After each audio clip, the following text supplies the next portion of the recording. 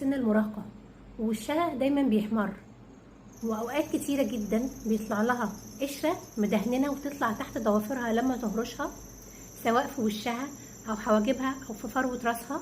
ممكن تكون بتعاني من اكزيما دهنية، ودي مش حاجة بسيطة زي ما كتير من الناس فاكرة. الاكزيما الدهنية بتظهر عادة حوالين المناخير او الحواجب او خط الشعر، وطبعا في الراس مدهننة اللي هي قلنا بتطلع تحت الضوافر. بيكون شكلها زي ما يكون التهاب بسيط وفي احمرار وقشرة لونها ابيض او اصفر، ودي بتحصل بسبب خلل في افراز الدهون او نشاط الفطريات الطبيعية اللي موجودة على الجلد. وتالت حاجة ان هي اوقات بيكون ليها علاقة بالضغط النفسي والعصبي اللي في سن المراهقة. الحل ان احنا لو عندنا قشور في فروة راسنا هنستخدم شامبو يحتوي على كيتوكونازول مرة او مرتين في الاسبوع، وهنسيب الشامبو على فروة راسنا لمدة 5 دقايق وبعد كده هنشطفه. وهنستخدم غسول للوجه مناسب للبشرة الدهنية.